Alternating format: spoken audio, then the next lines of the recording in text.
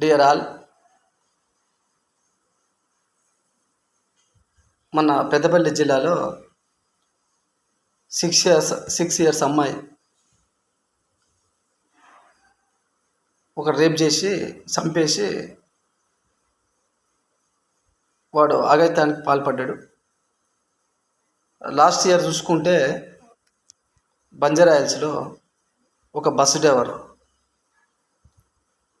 ఇవన్నీ ఘటనలు చూసుకుంటూ వెళ్తుంటే ఈ సమాజము ఎటు వెళ్తుందో తెలవట్లేదు.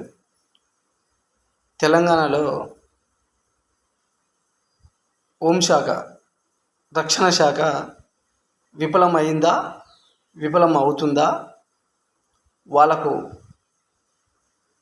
సీఎం రేవంత్ రెడ్డి గతంలో జరిగినప్పుడు కేసీఆర్ గారు వీళ్ళకు హ్యాండిల్ చేసే పటిష్టత ఇవ్వలేదా? వీళ్ళని ఎందుకు ఇలా వదిలేస్తున్నారు అనేది నాకు ఇప్పటికీ కూడా ఇంకా తెలవట్లేదు. నాకు తెలిసి సీఎం రేవంత్ రెడ్డి గారు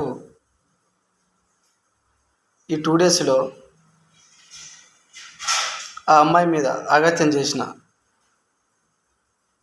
వాడిని అరెస్టులు కాకుండా నెక్స్ట్ ఇలాంటి సంఘటనలు జరగకుండా ఉండాలి అంటే, ఈ సమాజం ముందుకు వెళ్ళాలంటే ఆన్ ది స్పాట్లో 48 అవర్స్లో వాడిని ఫైరింగ్ చేయాలి, చంపేసేయాలి.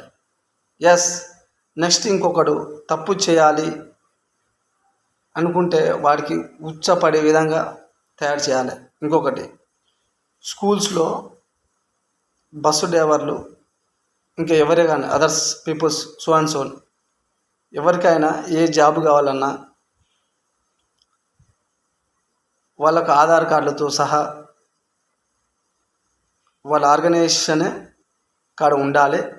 ఒక ఆర్గనైజేషన్లో పనిచేసినప్పుడు స్కూల్స్ కానీ సో అండ్ సో ఏదైనా కానీ అది బాధ్యత ఆర్గనైజేషన్ తీసుకోవాల్సి వస్తుంది. ఈ కొన్ని కొత్త చట్టాలు తీసుకొని రావాలి.